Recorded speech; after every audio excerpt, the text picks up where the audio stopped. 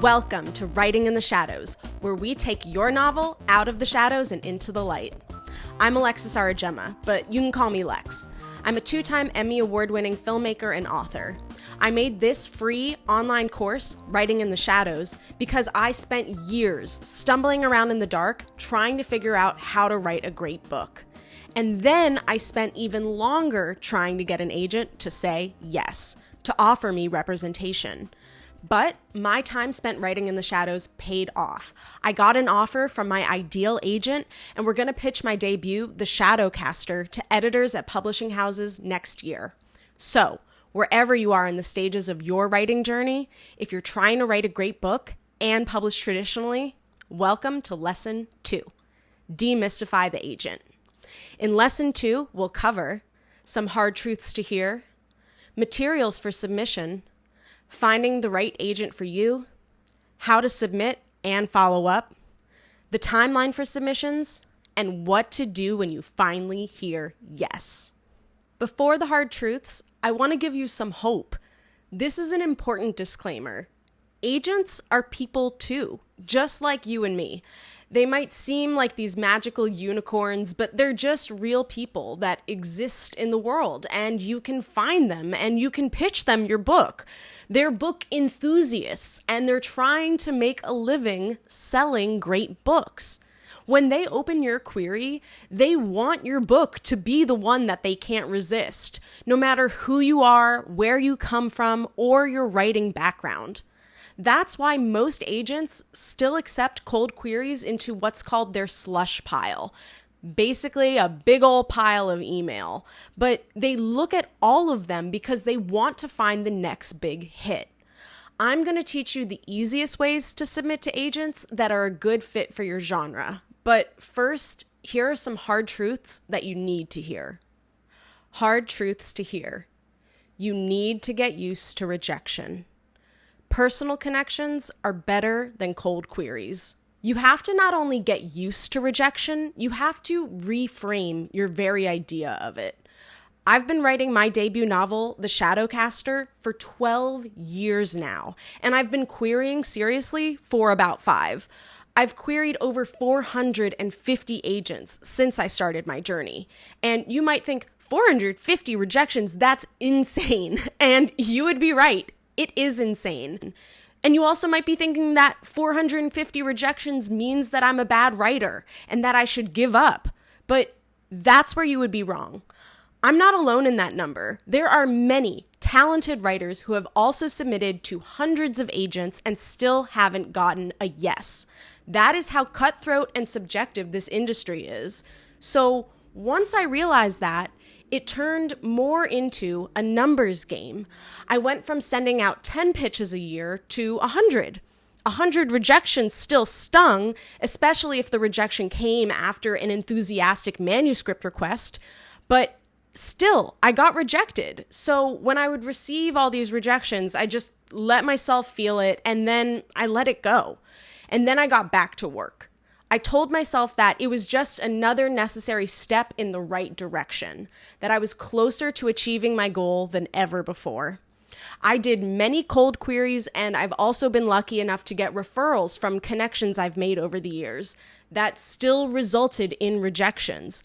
And agents are very spare with their feedback. You'll be lucky if you get a single line of feedback from an agent who even requested to read your whole manuscript.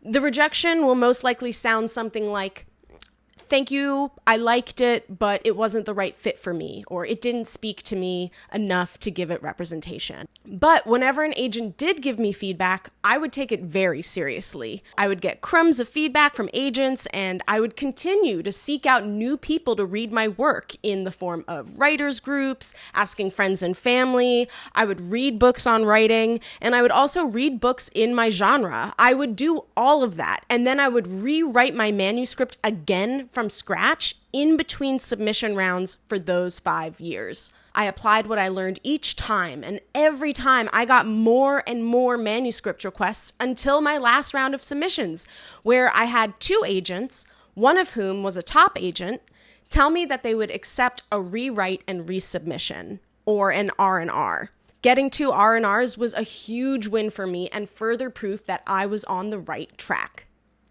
It's important to note that if you get a flat-out rejection without any manuscript requests from an agent, you can't resubmit your book to that agent. Agents do not accept resubmissions of your same story unless they specifically ask.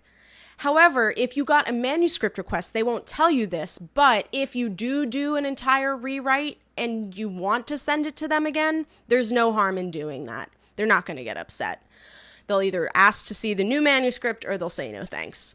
So, after I got those 2 R&Rs, I rewrote The Shadowcaster, my debut novel, again. And I was planning to resubmit it to those 2 agents and a whole list of 80 others. But then something bonkers happened, which brings me to my next hard truth. Personal connections are better than cold queries. Like in any industry, nothing beats a personal connection or a referral. And after giving you the full context of my 450 rejections, I'm going to tell you how I finally got my yes. The funny thing is, I've known this particular literary agent for over a decade. We met in New York City, and she'd given me encouragement throughout my entire writing journey. But she specialized in other genres. It was never even on my radar to query her. But then, at a social gathering, we were catching up over dinner, and she asked me how my book and query process was going. So I gave her the updates. I recently had won my second Emmy. I had the 2 R&R requests that I was feeling cautiously optimistic about. And then she paused. And then she asked me if I would consider sending my book to her. I was shocked, but she explained that over the past few years, she successfully sold some YA fantasy, and now she felt she had the industry connections and expertise in that space that she had lacked before. She said that she was sure that she could properly represent my genre. She mentioned that my professional background, marketing experience, and presentation skills, combined with what she saw as a high concept plot and strong writing, made me the kind of author she could confidently represent in the current market. So I sent her my book, and she made me an offer. After all those years and hundreds of rejections, I finally heard my yes. You need to get ready. You need to have a great book and a great pitch. And then you need to put yourself out there. Go to writers' conferences, go to public readings of authors in your genre, look up networking events, go anywhere you think you might run into an agent, an author, an entertainment lawyer, an editor, or anyone who works in the publishing industry, anyone who can potentially help you make more connections. Now, going to conferences can cost a lot of money between airfare, conference fees, hotel rooms, not to mention food. If you don't have the means to go to the conferences, or if you don't live in a big city where it's easier to find networking opportunities, don't worry. There are still lots of ways you can find personal connections. I'd recommend trying virtual book readings. I used to look for virtual book readings with authors that I admired, and I would attend in hopes that their agent would also be on the Zoom call, and I could try to make some sort of an impression. Sometimes I would pay like $10 for a meet and greet after the main event if it was offered, and I would use that opportunity to ask those authors that I admired how they got their agents. And let me tell you, everyone's journey is different. One author that I love said that she was able to cold query with a junior agent and got representation that way. And you should definitely try for junior agents as well, because they're going to be more willing to take a risk, they'll be hungrier, and you can grow together. Ain't nothing wrong with that. Another author that I admire told me that she doesn't even have an agent, and instead she was directly approached by a publisher to write a buddy novel because she already had an online following from some comedy writing that she did in the past. Everyone's journey is different, yours included. Cold emails, reaching out on LinkedIn for advice. These are tools that you should use. Be polite and be understanding if authors don't have the time to help you. But what have you got to lose by asking for help? If the authors have the time to respond, they usually will. And many people do, in fact, like giving advice. They got help getting where they are, and if they're cool, they'll want to pay it forward. When it comes to working in any industry, especially the entertainment industry, you have to do everything in your power to get ready. And then you have to get lucky. It's like being an actor. You need to already know how to dance and sing and act so that if you get discovered, you are already the product that they're looking for. You have to do the same with your book. You have to work so hard that your book and your pitch materials are good enough for representation through cold queries alone. And then you have to intentionally put yourself into situations where if you get lucky, you can capitalize on it. So let's get you agent ready. So what are the materials you'll need? Well, every agent will have specific instructions on exactly what they want, and you better follow their instructions. But even though every agent will have different requests, they will all include the following, and they'll only have slight variations. The materials that you'll need are sample pages and your finished manuscript, a query letter, a synopsis, a long and short version, an author bio, similar titles, also known as comp titles, potential additional requests, and an agent spreadsheet. So, let's talk about your sample pages and your finished manuscript. And let me start by making it clear that when you query agents, if you're writing a fiction book, you will need to have your finished manuscript at the ready. The way it works is you pitch the agent your query materials and a few sample pages from your manuscript. For sample pages, some agents might ask for the first 5 pages of your book, others might ask for the first 50. But that doesn't matter because you have to have the whole manuscript ready anyway. If you send your query and sample pages to agents and they request the full manuscript, you are going to want to send your book to them right away. So you have to be ready. It has to be complete. You only get one shot. Next, you'll need a query letter, which is a 1-page pitch for your book. This is your opportunity to really sell your book and yourself in a polished and succinct fashion. Then, you'll need a synopsis of your book. Some agents request a long synopsis, which is 4 pages long, double-spaced, and other agents request a short version, which is anywhere from 1 to 2 pages double-spaced. You'll also need an author bio. This is a really great way to prove that you have a track record of success in any given field. It doesn't have to be writing. It just needs to show that you're an individual who is serious about making a career in writing, because that's what the agent is trying to do as well. Make a career in writing. Then you'll also need a list of similar titles. I usually would list 3, or you can also do X meets Y strategy, or if X and X had a baby, it would be my novel. I've also seen agents ask for the following. How did you find us? Why did you choose us? Which writer has most influenced you? What is the last book you've read? I had a Google document where whenever I had to write out something specific, I would put it into the Google document. And then if I ever saw that question on another submission form, I would be able to copy and paste the answer. Now, you're probably wondering, where are the submission forms? Where do I see these instructions for submission for each agent? Well, it's pretty tedious. Unfortunately, there isn't a universal submission system for every agent, so you're going to need an agent spreadsheet. In that spreadsheet, you'll want to keep the agent's name, the agency, their specific query request list, their email, when you submit to them, when they respond, what is their response, any additional notes, and the submission status. Many agents will use what's called Query Tracker, an online submission form for queries. The other agents who don't use Query Tracker will have their instructions listed on manuscript wish lists or the bio in their literary agency's website. Now, this is important too. The agents who ask you to email them typically want you to email your query and sample pages pasted directly into the body of an email. If they ask you to do this, Do what they say. Do not send them attachments. Follow their instructions and use your spreadsheet to help keep track of what each person wants. Right before I submit, I take the few extra seconds to click on their website URL, which I'll have in my spreadsheet, so that I can double check that I'm sending the right thing to the right agent before I hit send.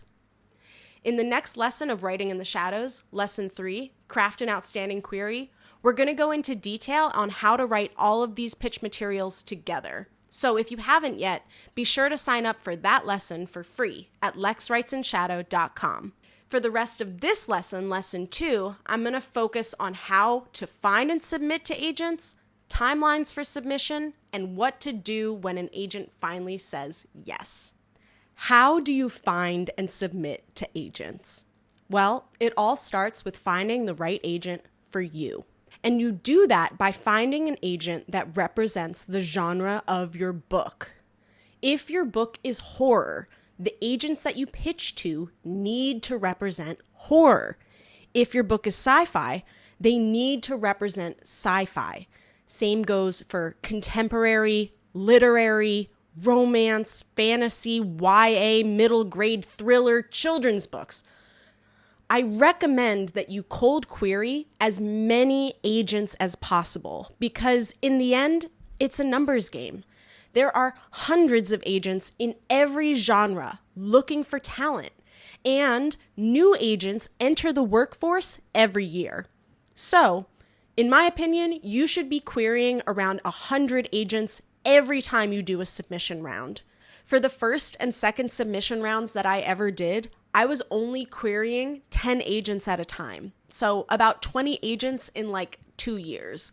And I spent a ton of time researching just those few agents and personalizing my query to them. But agents do not care if you personalize your query.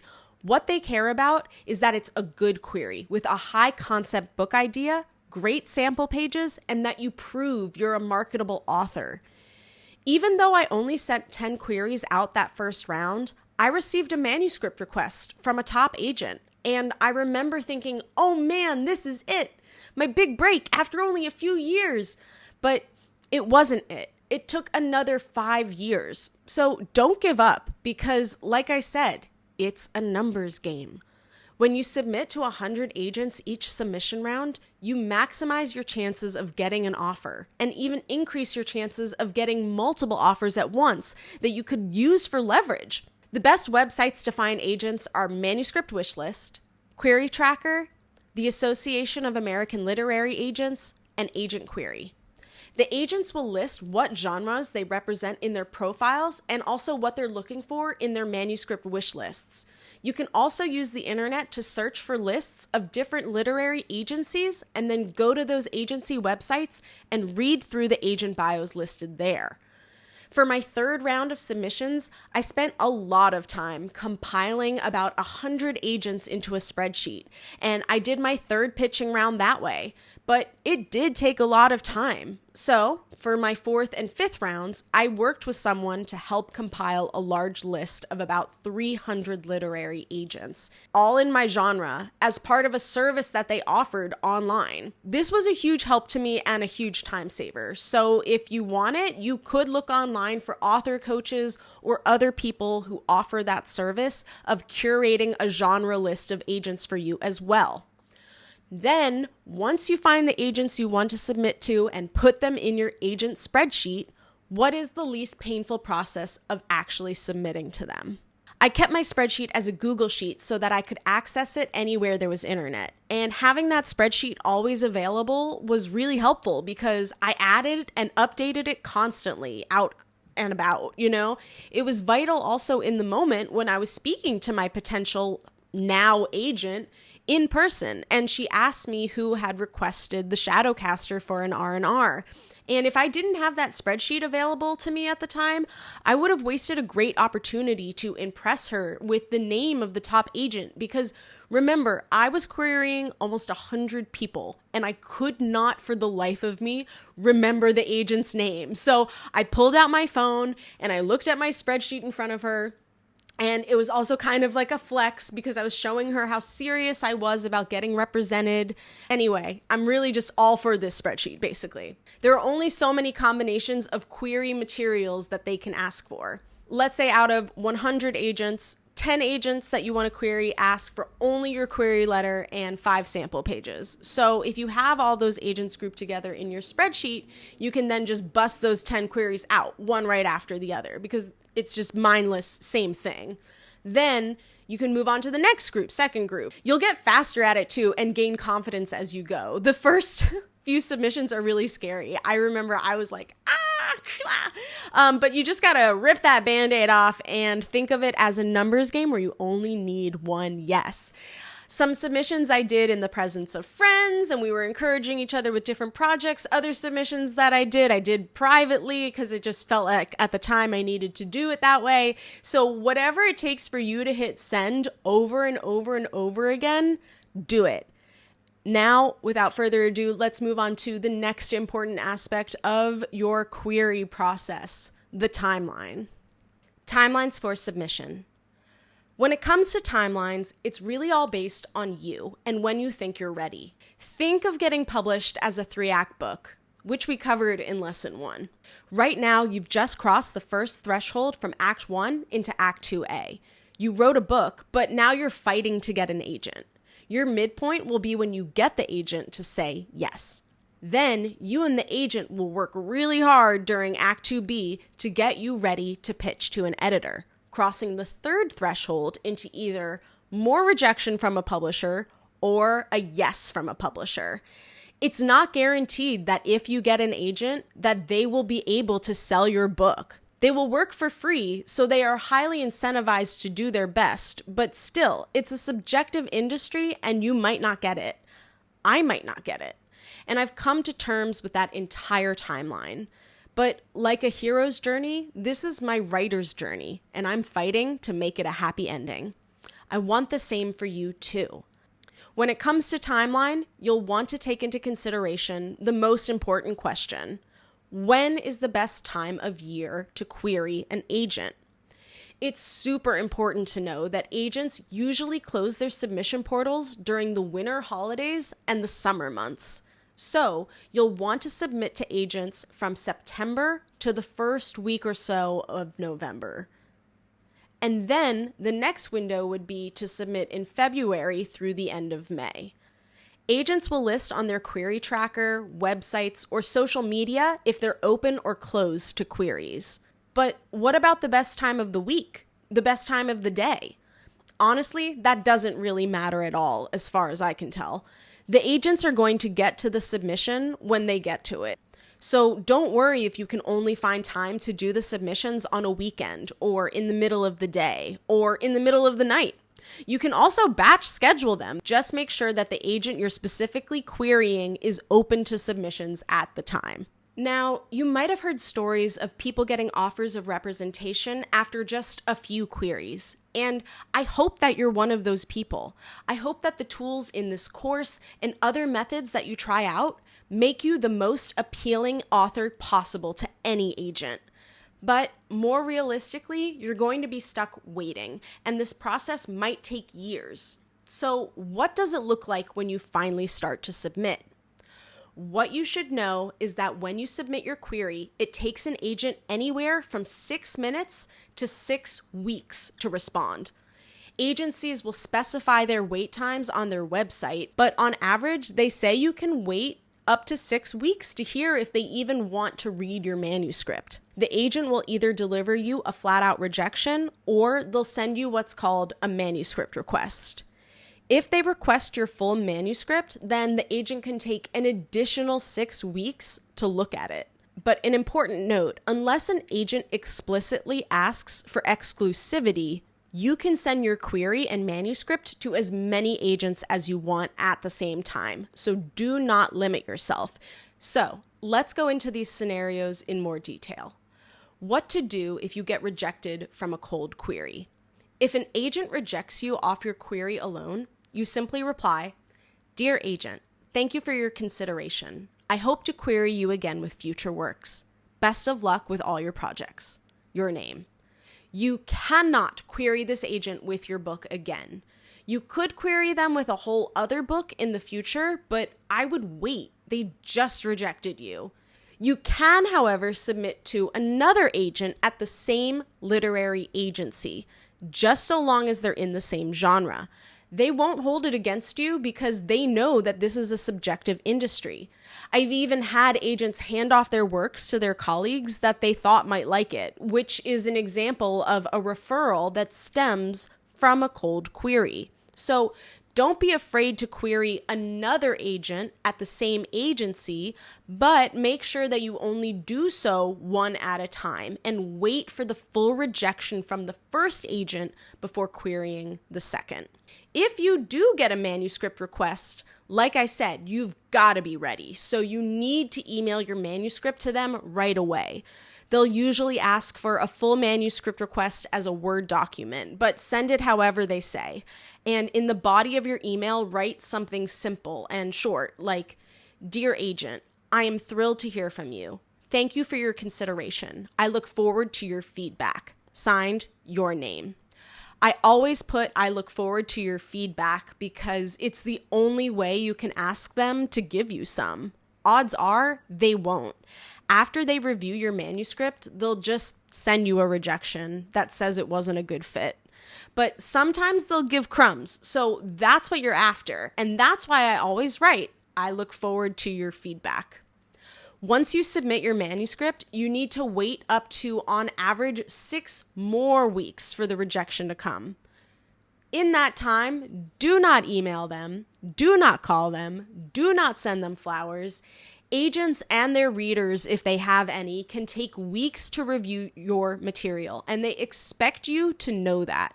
So, after you send your manuscript, use your spreadsheet to keep track of everyone's response times.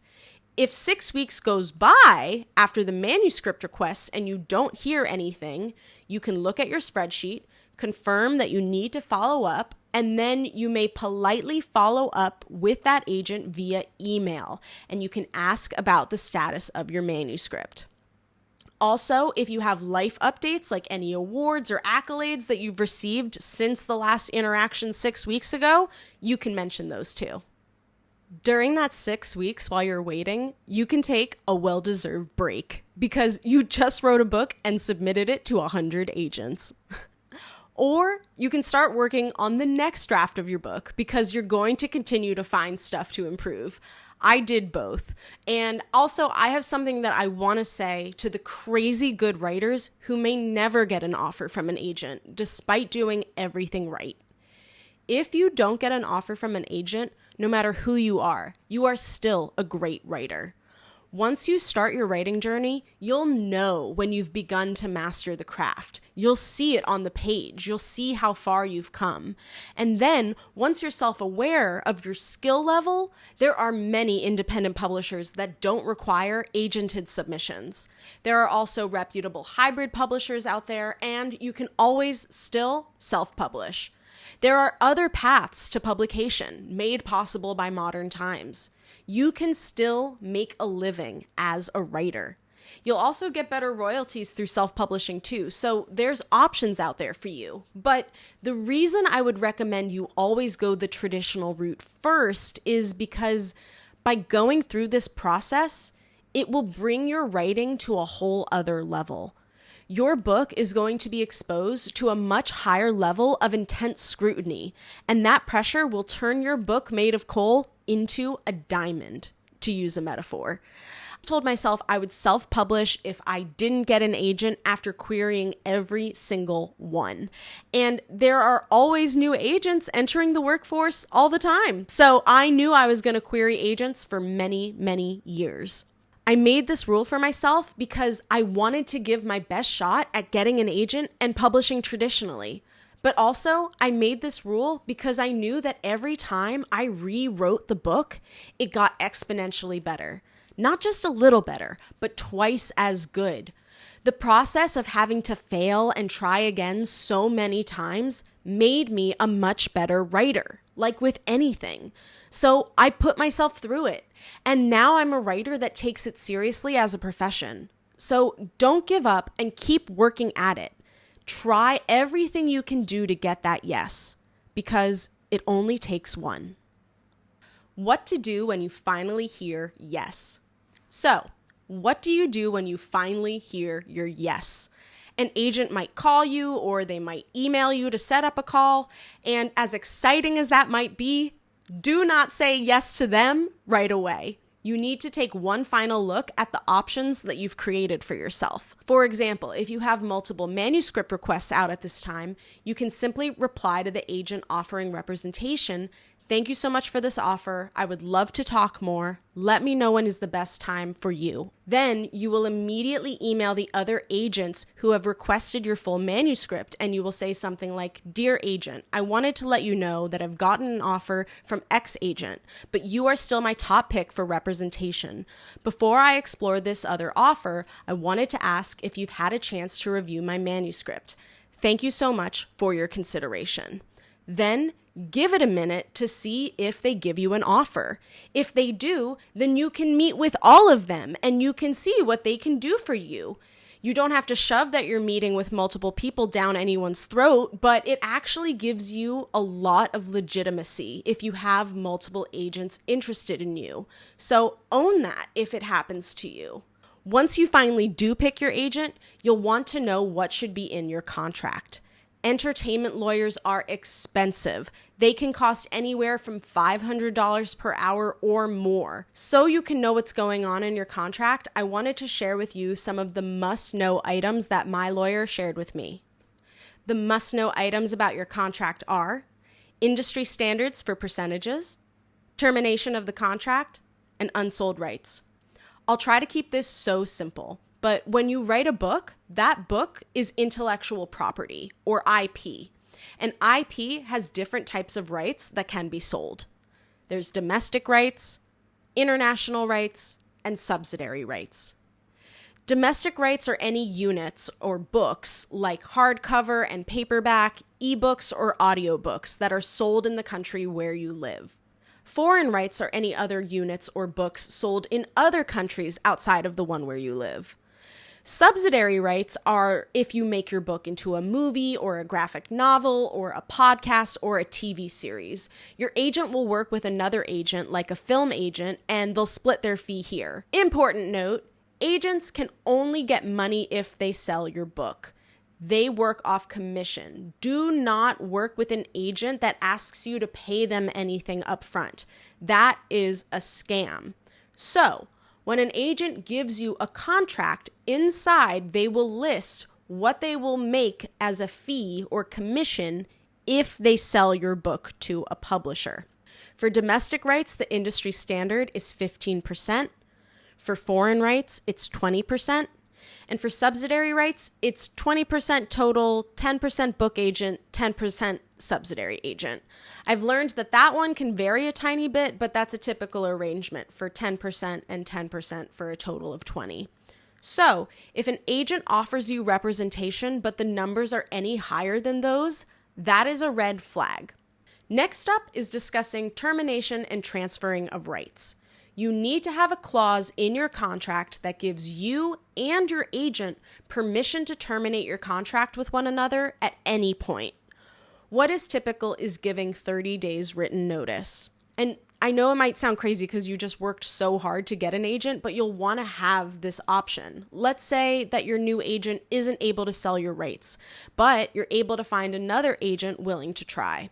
You want to be able to terminate, and you also want to give the same courtesy to your agent to terminate with you if they're finding that for whatever reason, it's not a good fit for them. But what happens if your agent is able to sell domestic rights but struggles with foreign and subsidiary? Well, you need to have it written in your contract that your agent will retain commission on any rights sold, but that you can still terminate at any time and take your unsold rights somewhere else. So in this case, your agent sells domestic, but you terminate and take your foreign and subsidiary rights to a new agent who is able to sell them. You don't want your unsold rights tied up with an agent who is not going to champion your work to the best of their abilities. Your first agent might not be the agent that ends up being the one that sells your book, and you want to protect yourself from that. You also want a clause that talks about what happens to all of your rights if your agent stops being an agent, if they change literary agencies, or if they die. In all cases, any rights sold will remain the agent commission. Even if they stop being an agent, like they retire or they choose another career, they still sold those rights, so they will continue to earn royalty money.